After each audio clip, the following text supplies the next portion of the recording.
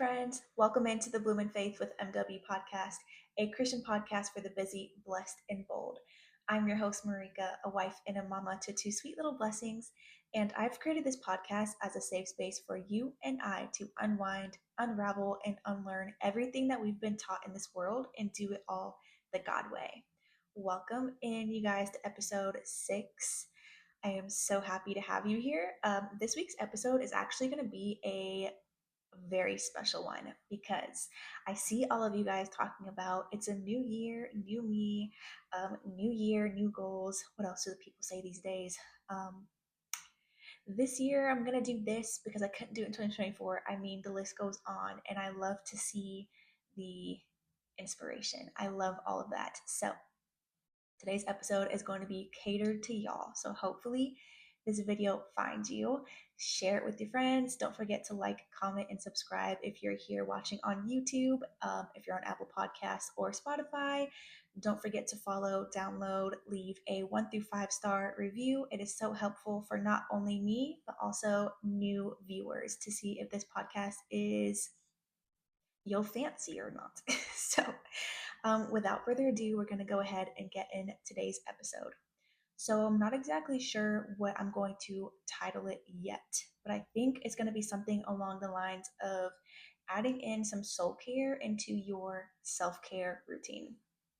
Something along those lines.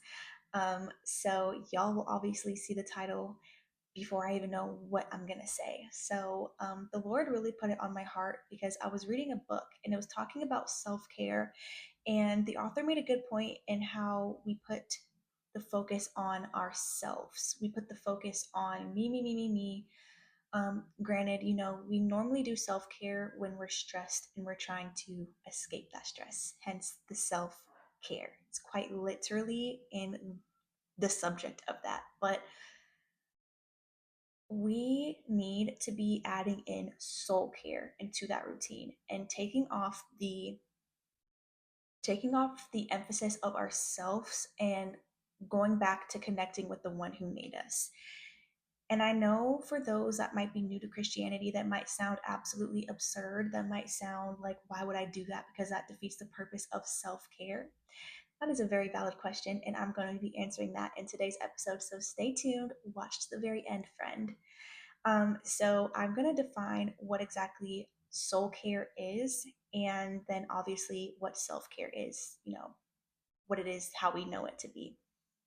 So soul care initially is just nurturing our spiritual well-being by seeking a deeper relationship with God. So what does that look like? That could be like prayer, that could be like meditating on his word, that could be reflecting on the things that the Lord has delivered you from, or just reflecting on all of the blessings that you have in this life, doing like a gratitude journal, and, putting the focus on God and all that he's done, meditating on his word. If I didn't already say that, which I think I did, you kind of get the gist now of what soul care looks like. And then self-care is obviously doing things that helps us improve our physical and mental well-being. So that might look like going for a quick walk when you're stressed, or coloring, reading, writing. What are some things people do? They go for jogs, they eat healthier, they meditate, they do yoga. I mean, self-care looks different for all of us. But I want you to think of soul care and self-care together and what that looks like to you, and morph it together, because soul care goes so much deeper than self-care does, because soul care addresses our spiritual and emotional. It nourishes and it addresses like the spiritual and the emotional aspects of our life. That's the best way to put it. So soul care, and how does it address our spiritual and our emotional aspects of our life? This could look something like, okay, you're stressed and you decide that you want to include God in this process because he created you. He already knew that you're going to go through these times, and he is close to you in these times. But you might ask God, like, God, I'm stressed and I'm having a really hard time juggling this right now. And I've noticed lately I've just been really angry and I don't know why I'm being angry. So you're connecting to the source. You're connecting to the one who made you. You're connecting to the one who created you for a bigger purpose, who created you for a great purpose. You're connecting to him and you're taking the focus off of yourself, because when we put the focus on God instead of what we can gain, light bulb moment, everything changes. So when you get into that soul care aspect of everything, it allows you to take a deeper look of what your life really is for what it is in that moment, and why you're stressed and why you're seeking self-care. And you don't just have to stop there. You can still do your self-care. You can go on those walks. You can do great things, for your body and whatever helps you take off the stress of whatever you're stressing with, because God wants us to take care of our bodies. He says that our body is like a whole. I think it's in First Corinthians. I'm not too seasoned, y'all. I'm pretty sure it's in First Corinthians something, but it just goes along the lines of how our body is a holy temple, and how we should be honoring God with our bodies. And so self care is a really great thing, but when we bring it to God and we incorporate that soul care into it, it makes all of the difference. I'm not just talking out of my tush. I'm talking out of pure testimony out of myself, because I've noticed, you know, when I'm in those hard times and I pray and I talk to God, I get a sense of peace that I wouldn't if I would have just went on a walk. I get a sense of understanding that I wouldn't have if I would have just decided to go in my coloring book. I get a sense of comfort that I wouldn't have gotten if I would have just solely relied on feeding in this flesh suit, or feeding my flesh suit. Does that make sense?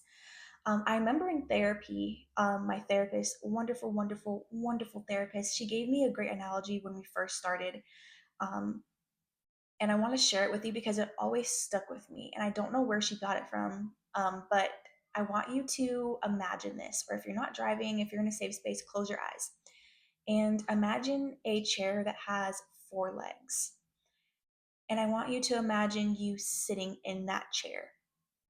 And when you have a chair that is stable and all four legs are operating how they should, you don't wobble around. You're stable, you're sitting on firm ground, you are great. Like nothing could go wrong. Now, I want you to keep the number four in your mind. So, there are four aspects of our very being that make us us. That is your spiritual health, that is your emotional well being, that is your physical being, and that is your mental well being. All four of those. So now we're going to tie this back to the chair. And I believe that spiritual life comes first. So we are going to label the first leg of the chair your spiritual life, because your spiritual life gives you purpose. It is your purpose, and it gives direction, it gives order. So when you're sitting in a chair and that spiritual leg falls off, you notice that things start to become a little wobbly, and you're like, whoa, this chair is not as stable as it was. I mean, I'm still sitting in it, but it's a little wobbly. And I'm not able to, be comfortable like I was initially. When your spiritual life falls off, um, your direction starts to become a little wobbly, because you've lost sight of you being connected to the very essence of who you are. Um, a lot of the times, people don't believe in God, but your soul knows that a heaven and hell exists. So when you lose that, when your flesh suit loses that foundation, areas of your life start to become rocky, okay?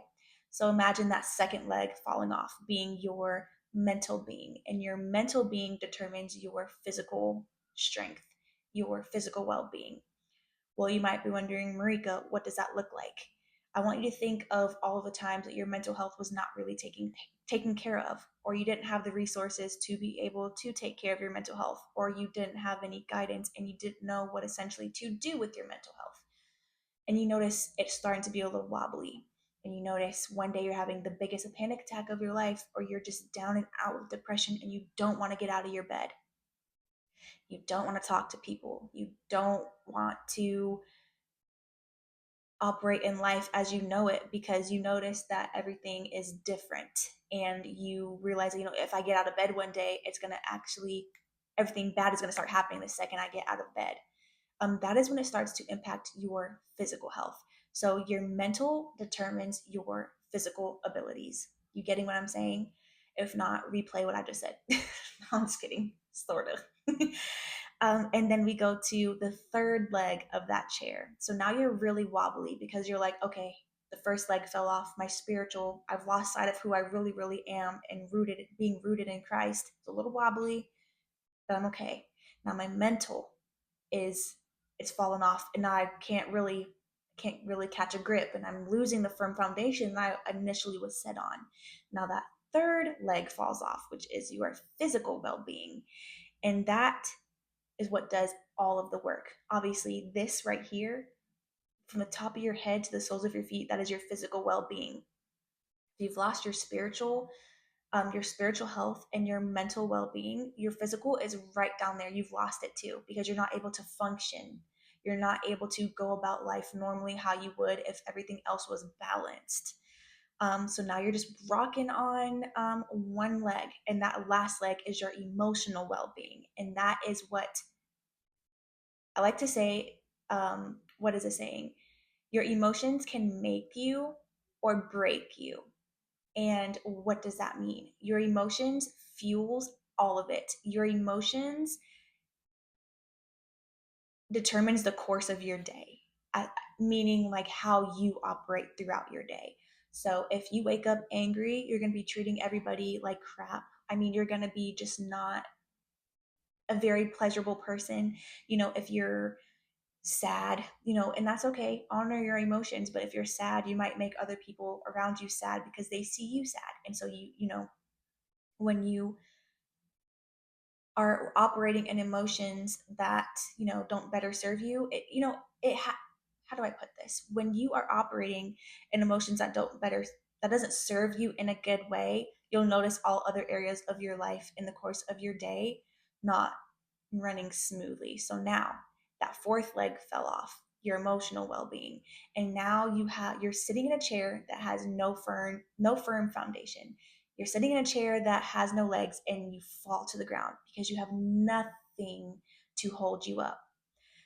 So this is what self-care, when I came to this revelation, I had this understanding that this is what self-care looks like. We're only taking care of our emotional well-being, our physical well-being, and our mental well-being. We're not factoring in or bringing in a whole new space for our spiritual health. And that comes first, because without that, we are not able to operate in life how we should. And how does this tie into 2025 and new year, new me, and I have new goals? I'm challenging you today to incorporate soul care into your self care routine. So, nurture your spiritual well being by seeking a deeper relationship with God, getting in His Word every morning before you start your day. Start a morning devotional, connect with like minded believers who inspire you and are on the same path that you are. Connect with these people, talk with these people, vent to these people, tell them the heaviness that you're carrying. Soul care, that is what soul care looks like. Now if we incorporate that into our self-care routine, so if we get up in the morning, we read our Bible, we do all the things that I just said, and then throughout the day we go on these great walks, we eat healthy, we what does self care look like? We set a couple minutes aside out of the day to tend to our flesh suit, that I like to call it. If you're new here, I always call this body a flesh suit. But if we incorporate all of this together, it is something crazy, y'all. And I'm not just talking out of imagination, I'm talking because I've done it, and it has made such a difference for me. I get in my word before I scroll on social media. I get in my word before I talk to my very first person that day, minus the people that are in my house, obviously. I get in my word before I interact with people outside of this house. I connect with the source being God. And then I incorporate these other routines into my day. And it has made such a difference in every area of my life, my spiritual health, my mental well being, my physical being, and my emotional well being. Every area of my life is well balanced. I'm sitting on firm ground. I'm standing on firm ground. I'm doing great things because the Lord has directed me to do so. And without Him, I would be nothing. If it was not for God, I don't know where I'd be. And I know everybody says that, but I'm being so serious. If it was not for God, I don't know what my life would look like. I don't know if I would have accomplished as much as I did by relying on His strength. I don't know if I would be the great wife that I am. I don't know if I'd be the great mother that I am because I rely on someone who knows me. He knows the hairs on my head. And when I incorporate all of that and the wealth of knowledge that the Lord is into my day to day routine, it makes everything flow seamlessly. And don't get me wrong, we live in a fallen world. So we're going to have bad days. And we're going to have these moments where people really make you want to tussle. And you're going to have these moments where people make you want to be nuts because people are nuts. Um, but incorporating soul care into your self-care routine, that is what I want to challenge you to do this year. I want to see you incorporate God into your day to day. Oh, YouTube, if you're watching this, my ring light just went out. Good thing I'm ending off this episode here. My fun fact, y'all. My husband and I shared this Big Daddy ring light that was very, very, very expensive, and that ring light went out. And so I had to do like a makeshift of what we had, and that ring light just went out. Is not the best quality, so that's probably why, but I'm grateful for what the Lord has blessed us with. And because I'm grateful, I believe that when it's in His perfect timing, He will bless us with more. And I have the biggest vision of what my new podcast room is going to look like because if you're new here, we are a military family and we are moving in the next couple of months. And I have a vision. I have what's the word? I have an idea of what my podcast room is going to look like for the YouTube viewers on here. You will not be staring at a blank wall behind me anymore. And I know I could dress her up, but in my mind, I'm like, we're just leaving here in a couple months, so why would I do that? Oops. But yeah, so I am just so excited with what the Lord is doing, and I'm so grateful for what He has blessed me with. And in His perfect timing, He'll bless me with more, and He'll bless me with bigger, and I'm ready for that whenever He knows I'm ready for that. So yes, so we're gonna go ahead and end off today's episode right here. Before we end off today's episode, thank you for all of the reviews that you guys are leaving me. Thank you for all of the love and support yet again. My goodness, we are in episode 6, and every time it just gets bigger and bigger and bigger and bigger. And I have you guys reaching out to me personally now, and I just feel so honored that the Lord has chosen me for a time like this and that I was willing to be a willing vessel for what He wanted me to do because I would have never imagined my life looking like this. So, with your guys' help, if you could please leave a review wherever you're watching this, leave a comment on how this video has blessed you or any of my podcast episodes have blessed you. If you're not already following, go ahead and follow, like, comment, subscribe.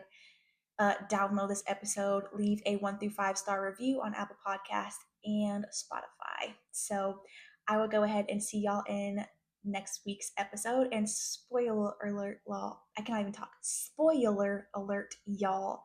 I'm starting a new series next week, and I post weekly every Friday. And we're going to be getting back to the basics. That is the title of the series that I will be starting next week, where we're going to be talking all things biblical and getting away from the motivational speaking because that is what I don't want to do on this podcast. I don't want to do motivational speaking. I want to bring you biblical support. I want to speak straight from the Bible. I don't want to sit here and tell you, you can do it and blah, blah, blah, blah, blah. Like, if I want to watch a motivational speech, I'll just go somewhere else on YouTube. If you want to hear something motivational, it's probably not this podcast. While I will inspire you, friend, I won't be a motivational. I'm always just going to bring biblical support. And sometimes, more than not, I will tell you what you don't want to hear because your flesh you rejects that. So, anyway, I'm going to go ahead and end off today's episode, and I will see you all next Friday in the new series we're starting. Bye.